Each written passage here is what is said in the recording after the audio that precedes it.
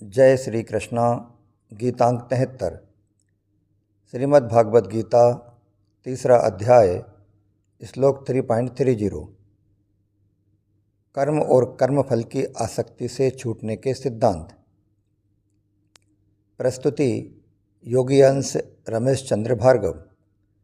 प्रिय धर्म प्रेमियों, पिछले अंक यानी गीतांक 72 में श्लोक 3.27 से 3.29 तक 3 श्लोकों में भगवान ने ज्ञानी और अज्ञानी में अंतर के बारे में बताया। इसके बाद श्लोक क्रमांक 3.30 में भगवान कर्म और कर्मफल की आसक्ति से छूटने के सिद्धांत के बारे में बता रहे हैं। श्लोक 3.30 मयि सर्वाणि कर्माणि सन्न्यस्याध्यात्म चेतसा निराशीर निर्ममो भूत्वा युद्धस्व विगत ज्वरः। अर्थात तू विवेकवती बुद्धि के द्वारा संपूर्ण कर्तव्य कर्मों को मुझ में अर्पण करके कामना, ममता और संताप से रहित होकर युद्ध रूप कर्तव्य कर्म को कर। स्वाध्याय मनन 12 बिंदुओं में। पॉइंट नंबर 1, मयि सर्वाणि कर्माणि सन्न्यस्याध्यात्म चेतसा। प्रायः साधक का यह विचार रहता है कि कर्मों से बंधन होता है और कर्म किए बिना कोई रह सकता नहीं, इसलिए कर्म करने से तो मैं बंध जाऊंगा। अतः कर्म किस प्रकार करने चाहिए जिससे कर्म बंधक कारक न हो, प्रत्युत कर्म मुक्तिदायक हो जाएं। इसके लिए भगवान अर्जुन से कहते हैं कि तू अध्यात्म चित्त अर्थात विवेक एवं विचार युक्त अंतःकरण से संपूर्ण कर्तव्य कर्मों को मेरे अर्पण कर दे। अर्थात तू इनसे अपना कोई संबंध मत मान, कारण कि वास्तव में संसार मात्र की संपूर्ण क्रियाओं में केवल मेरी शक्ति ही काम कर रही है। शरीर, इंद्रियां, पदार्थ आदि भी मेरे हैं और शक्ति भी मेरी है। इसलिए सब कुछ भगवान का है और भगवान अपने हैं। गंभीरतापूर्वक ऐसा विचार करके जब तू कर्तव्य कर्म करेगा तब वे कर्म तेरे को बांधने वाले नहीं होंगे, प्रत्युत उद्धार करने वाले हो जाएंगे। पॉइंट नंबर 2, शरीर, इंद्रियां, मन, बुद्धि, पदार्थ आदि पर अपना कोई अधिकार नहीं चलता। यह मनुष्य मात्र का अनुभव है। ये सब प्रकृति के हैं और स्वयं परमात्मा का है। अतः मनुष्य द्वारा भूलवश शरीर आदि पदार्थों में माने हुए अपनेपन को हटाकर इनको भगवान का मानना, जो कि वास्तव में है, यही अर्पण कहलाता है। अतः अपने विवेक को महत्व देकर पदार्थों और कर्मों से मूर्खतावश माने हुए संबंध का त्याग करना ही अर्पण है। पॉइंट नंबर 3, अध्यात्म चेतसा। इस पद से भगवान का तात्पर्य है कि साधक किसी भी मार्ग का हो, उसका उद्देश्य सदैव आध्यात्मिक होना चाहिए, लौकिक नहीं। और वास्तव में भी उद्देश्य आध्यात्मिक ही है, यानी आवश्यकता नित्य तत्व की ही है, जबकि कामना सदैव अनित्य तत्व अर्थात उत्पत्ति एवं विनाशशील वस्तुओं की ही होती है। अतः भगवान कहते हैं कि साधक में उद्देश्य होना चाहिए, कामना नहीं। उद्देश्य वाला अंतःकरण विवेक विचार युक्त ही रहता है। दार्शनिक या वैज्ञानिक किसी भी दृष्टि से यह सिद्ध नहीं हो सकता कि शरीर आदि भौतिक पदार्थ अपने हैं। वास्तव में ये पदार्थ अपने और अपने लिए हैं ही नहीं, प्रत्युत केवल सदुपयोग करने के लिए मिले हुए हैं। अपने न होने के कारण ही इन पर किसी का आधिपत्य नहीं चलता। संसार मात्र परमात्मा का है, परंतु जीव भूल से परमात्मा की वस्तु को अपनी मान लेता है और इसलिए बंधन में पड़ जाता है। अतः विवेक विचार के द्वारा इस भूल को मिटाकर संपूर्ण पदार्थों और कर्मों को अध्यात्म तत्व अर्थात परमात्मा का स्वीकार कर लेना ही अध्यात्म चित्त के द्वारा उनका अर्पण करना है। इस श्लोक में अध्यात्म चेतसा पद मुख्य रूप से आया है, जिसका तात्पर्य है कि अविवेक के कारण ही यह उत्पत्ति और विनाशवान शरीर एवं संसार अपना दिखता है। यदि विवेक और विचार पूर्वक देखा जाए तो यह शरीर या संसार अपना नहीं दिखेगा, प्रत्युत एक अविनाशी परमात्म तत्व ही अपना दिखेगा। संसार को अपना देखना ही पतन है और अपना न देखना ही उत्थान है। दो अक्षरों का मम अर्थात यह मेरा है, ऐसा भाव ही मृत्यु है, और तीन अक्षरों का ना मम अर्थात यह मेरा नहीं है, ऐसा भाव ही अमृत यानी सनातन ब्रह्म है। पॉइंट नंबर 4, अर्पण संबंधी विशेष बात। भगवान ने मयि सर्वाणि कर्माणि सन्न्यस्य पदों से संपूर्ण कर्मों को अर्पण करने की बात कही। करण अर्थात शरीर, इंद्रियां, मन, बुद्धि और प्राण। उपकरण अर्थात कर्म करने के लिए उपयोग में ली जाने वाली सामग्रियां, तथा करण और उपकरण से होने वाली क्रियाएं।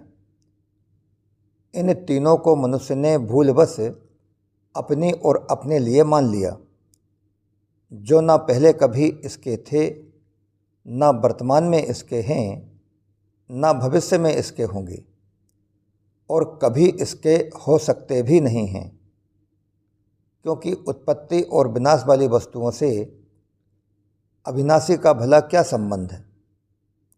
अतः मनुष्य कर्मों को चाहे संसार को अर्पण कर दे, चाहे प्रकृति को अर्पण कर दे और चाहे तो भगवान को अर्पण कर दे, इन तीनों का एक ही नतीजा होगा, क्योंकि संसार प्रकृति का कार्य है और भगवान प्रकृति के स्वामी हैं। इस दृष्टि से संसार और प्रकृति दोनों भगवान के हैं। अतः मैं भगवान का हूँ और मेरी कहलाने वाली मात्र वस्तुएं भगवान की हैं। इस भाव से मनुष्य उसके अधिकार क्षमता में जो कुछ भी है वो सब कुछ उक्त तीनों स्थानों में से जहाँ भी चाहे अर्पित करे। वह अर्पण भगवान के श्री चरणों में अर्पण कर देना ही होगा। अतः इस प्रकार से अर्पण करके मनुष्य को कर्म, कर्म सामग्री व उनसे की जाने वाली क्रियाएं, इन तीनों से अपनी ममता उठा देनी चाहिए। ऐसा करने के बाद फिर साधक को संसार या भगवान से कुछ भी चाहना नहीं पड़ता, क्योंकि इसके बाद जो भी उसे चाहिए उसकी व्यवस्था भगवान स्वतः करते हैं। पॉइंट नंबर 5, अर्पण करने के बाद फिर शरीर आदि पदार्थ अपने प्रतीत नहीं होने चाहिए। यदि अपने प्रतीत होते हैं तो समझ लें कि वास्तव में अर्पण हुआ ही नहीं। इसीलिए भगवान ने विवेक विचार युक्त चित्त से अर्पण करने के लिए कहा है, जिससे यह वास्तविकता ठीक तरह से समझ में आ जाए कि ये पदार्थ भगवान के ही हैं, अपने हैं ही नहीं। भगवान के अर्पण की बात ऐसी विलक्षण है कि अगर मनुष्य द्वारा किसी तरह से उक्ता कर भी अर्पण किया जाए तो भी लाभ ही लाभ है। कारण यह है कि कर्म और वस्तुएं ये अपनी हैं ही नहीं। कर्मों को करने के बाद भी उनका अर्पण किया जा सकता है, पर वास्तविक अर्पण पदार्थों और कर्मों से संबंध विच्छेद होने पर ही होता है। पदार्थों और कर्मों से संबंध विच्छेद तभी होता है जब यह बात ठीक ठीक अनुभव में आ जाए कि शरीर आदि करण, सांसारिक पदार्थ आदि उपकरण तथा किए जाने वाले कर्म और स्वम ये सब भगवान के ही हैं। वास्तव में साधक से प्रायः यह भूल होती है कि वह उपकरणों को तो भगवान के मानने की चेष्टा करता है, पर वह इस ओर ध्यान नहीं देता कि करण तथा स्वयं भी भगवान के ही हैं। इसलिए उसका अर्पण अधूरा रह जाता है। अतः साधक को करण, उपकरण, क्रिया और स्वयं इन सभी को एकमात्र भगवान का ही मान लेना चाहिए, जो कि वास्तव में उन्हीं के हैं भी। अतः कर्मों और पदार्थों का स्वरूप से त्याग करना अर्पण नहीं है। भगवान की वस्तु को भगवान के ही मानना वास्तविक अर्पण है। जो मनुष्य वस्तुओं को अपनी मानते हुए भगवान को अर्पण करता है, उसके बदले तक में भगवान उसे बहुत वस्तुएं देते हैं और कई गुना देते हैं। जैसे पृथ्वी में किसान द्वारा जो बीज बोया जाता है, वह उसका खुद का नहीं होता, पर वह उसको अपना खुद का समझकर बोता है। बीज का मालिक खुद को समझकर बोने के बावजूद भी जितना बीज वह बोता है, उससे कई गुना अधिक अन्न पृथ्वी उसे देती है। पर कई गुना मिलने पर भी उस अन्न की मात्रा सीमित ही होती है। परंतु जिस वस्तु को मनुष्य अपनी न मानकर भगवान की ही मानते हुए भगवान को अर्पण करता है, भगवान उसे अपने आप को ही दे देते हैं और भगवान उसके सदा सदा के लिए ऋणी भी हो जाते हैं। तात्पर्य यह है कि वस्तु को अपनी मानकर देने से, अर्थात अंतःकरण में वस्तु का महत्व होने से, उस वस्तु का मूल्य वस्तु के रूप में ही मिलता है और सीमित मात्रा में मिलता है। लेकिन जब वस्तु को अपनी न मानकर किसी को भी दी जाती है, तो फिर स्वयं भगवान उसे मिलते हैं। पॉइंट नंबर 6, वास्तविक अर्पण से भगवान अत्यंत प्रसन्न होते हैं। इसका अर्थ यह नहीं कि अर्पण करने से भगवान को कोई सहायता मिलती है, लेकिन वास्तविक अर्पण करने से अर्पण करने वाला कर्म बंधन से अवश्य ही मुक्त हो जाता है और मनुष्य की इस प्रकार से होने वाली मुक्ति में ही भगवान की प्रसन्नता है। उदाहरण के रूप में, जैसे नन्हा छोटा बालक आंगन में पड़ी हुई चाबी को उठाकर दादाजी को सौंप देता है, इससे दादाजी प्रसन्न हो जाते हैं। जबकि चाबी दादाजी की है, छोटा बालक भी दादाजी का है और आंगन भी दादाजी का है।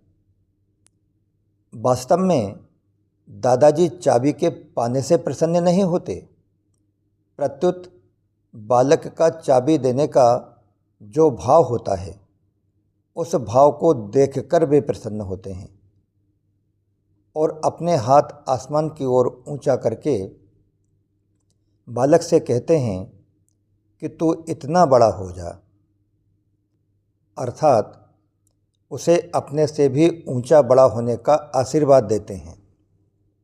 ठीक इसी प्रकार संपूर्ण पदार्थ, शरीर तथा शरीरी स्वयं, ये सब परमपिता भगवान के ही हैं। अतः उन सब पर से अपनापन हटाने का और उन्हें भगवान को अर्पण करने का भाव देखकर ही भगवान प्रसन्न हो जाते हैं और अर्पणकर्ता के सदा सदा के लिए ऋणी हो जाते हैं। पॉइंट नंबर 7, कामना संबंधी विशेष बात। परमात्मा ने मनुष्य शरीर की रचना बड़े विचित्र ढंग से की है। मनुष्य के जीवन निर्वाह और साधन के लिए जो भी आवश्यक सामग्री है वह सब उसे प्रचुर मात्रा में प्राप्त है। उसमें भगवत प्रदत्त विवेक भी विद्यमान है। उस विवेक को महत्व न देकर जब मनुष्य प्राप्त वस्तुओं का ठीक ठीक सदुपयोग नहीं करता, प्रत्युत उन्हें अपना मानकर अपने लिए उनका उपयोग करता है एवं प्राप्त वस्तुओं में ममता तथा अप्राप्त वस्तुओं की कामना करने लगता है, तब वह जन्म मरण के बंधन में बंध जाता है। वर्तमान में जो वस्तु, व्यक्ति, परिस्थिति, घटना, योग्यता, शक्ति, शरीर, इंद्रियां, मन, प्राण, बुद्धि आदि खुद को मिले हुए दिखते हैं, वे पहले भी हमारे पास नहीं थे और बाद में भी सदा हमारे पास नहीं रहेंगे, क्योंकि वे कभी एक रूप नहीं रहते, प्रति क्षण बदलते रहते हैं। इस वास्तविकता को मनुष्य जानता है। यदि मनुष्य जैसा जानता है वैसा ही मान ले और वैसा ही आचरण में ले आए तो उसका उद्धार होने में किंचित मात्र भी संदेह नहीं है। जैसा जानता है वैसा मान लेने से तात्पर्य यह है कि मनुष्य शरीर आदि पदार्थों को अपना और अपने लिए न माने, उनके आश्रित न रहे और उन्हें महत्व देकर उनकी पराधीनता स्वीकार न करे।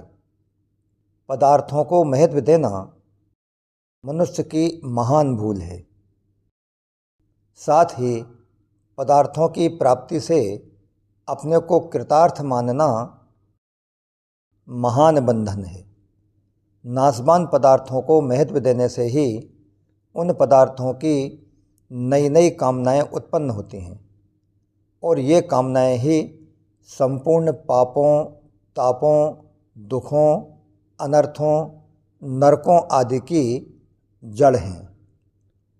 कामना से पदार्थ मिलते नहीं और प्रारब्धवशात अगर मिल भी जाएं तो टिकते नहीं, कारण कि ये पदार्थ आने जाने वाले हैं और यह स्वयं सदा रहने वाला है।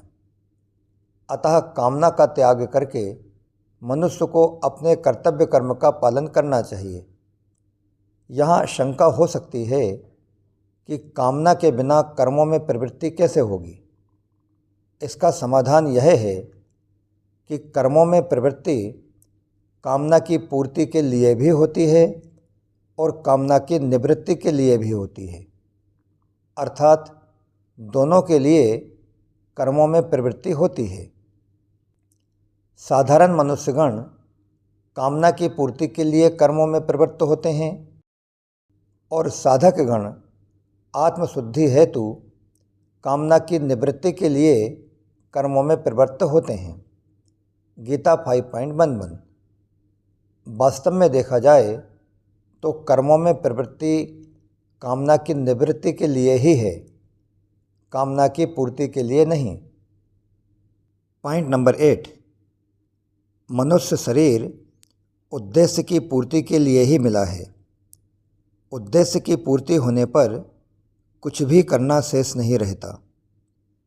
कामना पूर्ति के लिए कर्मों में प्रवृत्ति उन्हीं मनुष्यों की होती है जो मनुष्य अपने वास्तविक उद्देश्य अर्थात नित्य तत्व परमात्मा की प्राप्ति को भूले हुए हैं। ऐसे मनुष्यों को भगवान ने कृपण अर्थात दीन या दया का पात्र कहा है। कृपणाः फल हेतवः, गीता 2.49।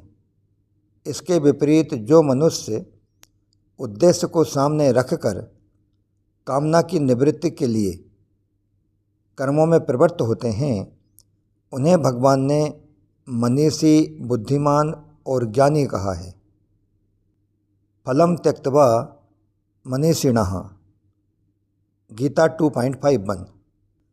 सेवा, स्वरूपबोध और भगवत प्राप्ति का भाव ही उद्देश्य है, कामना नहीं। जबकि नाशवान पदार्थों की प्राप्ति का भाव ही कामना है। अतः कामना के बिना कर्मों में प्रवृत्ति नहीं होती, ऐसा मानना भूल है। उद्देश्य की पूर्ति के लिए भी कर्म सुचारू रूप से होते हैं। अपने अंशी परमात्मा से विमुख होकर संसार अर्थात जड़ता से अपना संबंध मान लेने से ही आवश्यकता और कामना इन दोनों की उत्पत्ति होती है। अतः संसार से माने हुए संबंध का सर्वथा त्याग होने पर आवश्यकता की पूर्ति और कामना की निवृत्ति हो ही जाती है। पॉइंट नंबर 9, निराशीर निर्ममो भूत्वा युद्धस्व विगत ज्वरः, अर्थात संपूर्ण कर्मों और कार्य सामग्री अर्थात पदार्थों को भगवत अर्पण करने के बाद भी कामना, ममता और संताप का कुछ अंश शेष रह सकता है। उदाहरणार्थ, हमने किसी को एक पुस्तक भेंट दी। उसे वह पुस्तक पढ़ते हुए देखकर मन में ऐसा भाव आ जाता है कि वह मेरी पुस्तक पढ़ रहा है। यही आंशिक ममता है, जो कि पुस्तक अर्पण करने के बाद भी शेष है। इस अंश का त्याग करने के लिए भगवान अर्जुन से कहते हैं कि तू नई वस्तु की कामना मत कर, प्राप्त वस्तु में ममता मत कर और नष्ट हुई वस्तु का संताप मत कर। सब कुछ मेरे अर्पण करने की कसौटी यह है कि तेरे भीतर कामना, ममता और संताप का लेस मात्र अंश भी शेष न रहे। जिन साधकों के द्वारा सब कुछ भगवत अर्पण करने के बाद भी पूर्व संस्कारवश उनके भीतर शरीरादि पदार्थों की कामना, ममता तथा संताप दिखाई देते हैं, उन्हें कभी निराश नहीं होना चाहिए, क्योंकि जिसमें कामना दिखती है वही कामना रहित होता है और जिसमें ममता दिखती है वही ममता रहित होता है तथा जिसमें संताप दिखता है वही संताप रहित होता है।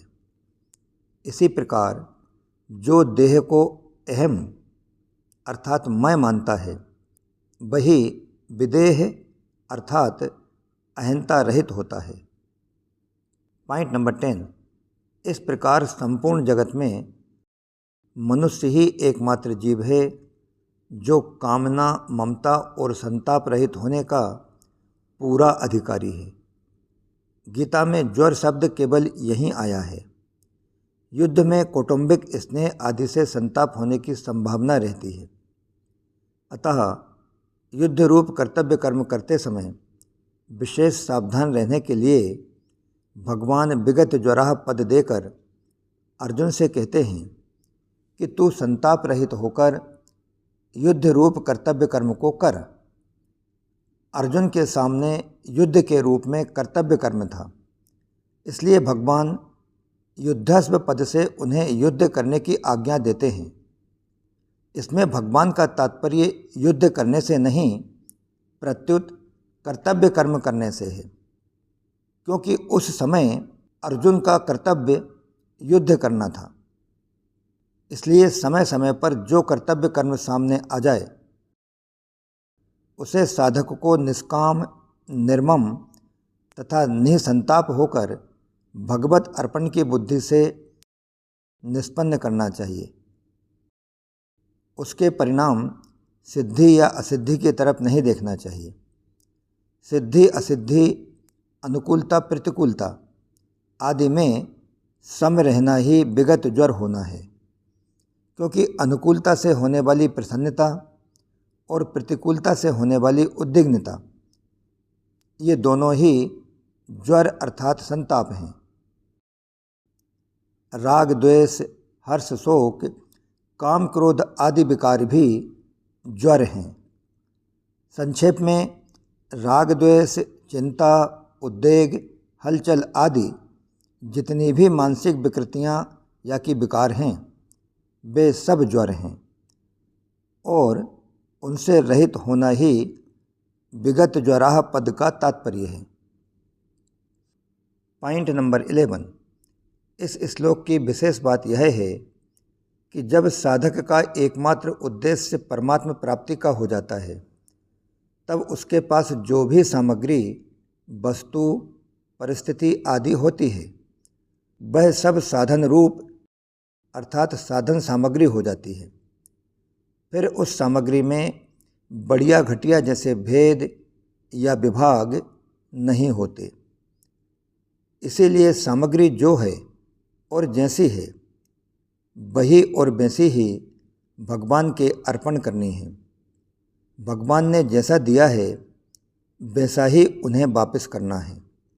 संपूर्ण कर्मों को भगवान के अर्पण करने के बाद भी अपने में जो कामना, ममता और संताप प्रतीत होते हैं या कि शेष बच जाते हैं, उन्हें भी भगवान के अर्पण कर देना है। भगवान के अर्पण करने से अर्पणकर्ता भगवाननिष्ठ हो जाता है। योगारूढ़ होने में कर्म करना ही हेतु कहा जाता है। आरुरुक्षोर मुनेर योगम कर्म कारण मुच्यते, गीता 6.3। कारण कि कर्तव्य कर्म करने से ही साधक को पता लगता है कि मुझ में कामना, ममता आदि क्या और कहाँ कमी है। इसलिए 12वें अध्याय के 12वें श्लोक में ध्यान की अपेक्षा कर्मफल त्याग अर्थात कर्मयोग को भगवान ने श्रेष्ठ कहा है, क्योंकि ध्येय में साधक की दृष्टि विशेष रूप से मन की चंचलता पर ही रहती है और इस प्रकार वह ध्येय में मन लगने मात्र को ध्यान की सफलता मान बैठता है। परंतु मन की चंचलता के अतिरिक्त कामना, ममता आदि दूसरी कमियों की ओर उसकी दृष्टि तभी जाती है जब वह कर्म करता है। इसलिए भगवान प्रस्तुत श्लोक में युद्धस्व पद से कर्तव्य कर्म करने की आज्ञा देते हैं। जैसे दूसरे अध्याय के 48वें श्लोक में भगवान ने सिद्धि असिद्धि में सम होकर कर्तव्य कर्म करने की आज्ञा दी थी, ऐसे ही यहाँ 30वें श्लोक में निष्काम, निर्मम और निःसंताप होकर युद्ध अर्थात कर्तव्य कर्म करने की आज्ञा देते हैं। जब युद्ध जैसा घोर और क्रूर कर्म भी समभाव से किया जा सकता है, तब भला ऐसा कौन सा दूसरा कर्म है जो समभाव से ना किया जा सकता हो। समभाव तभी होता है जब मन मस्तिष्क में शरीर मैं नहीं, मेरा नहीं और मेरे लिए भी नहीं ऐसा भाव हो जाता है, जो कि वास्तव में है भी। कर्तव्य कर्म का पालन तभी संभव है जब साधक का उद्देश्य संसार का न होकर एकमात्र परमात्मा का हो जाता है।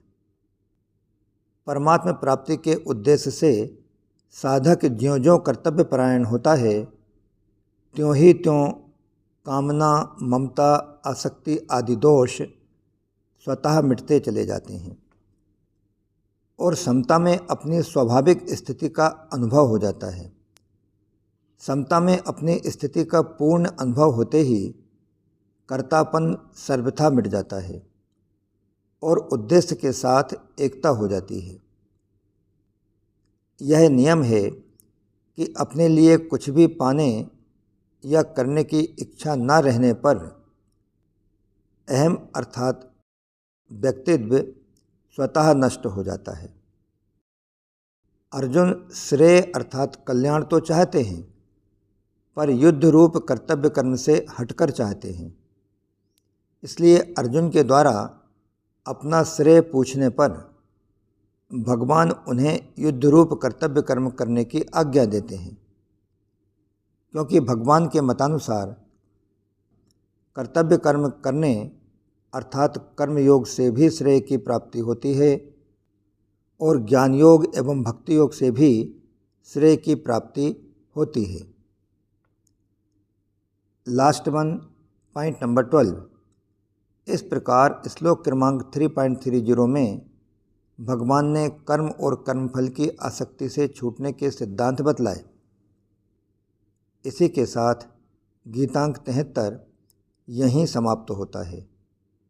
इसके बाद भगवान श्लोक क्रमांक 3.31 और 3.32 इन 2 श्लोकों में अपने मत की पुष्टि करते हैं। इसका स्वाध्याय मनन हम अगले अंक यानी गीतांक 74 में आसक्ति से छूटने के सिद्धांत की पुष्टि नामक शीर्षक के अंतर्गत करेंगे। जय श्री कृष्णा। योगी अंश रमेश चंद्र भार्गव।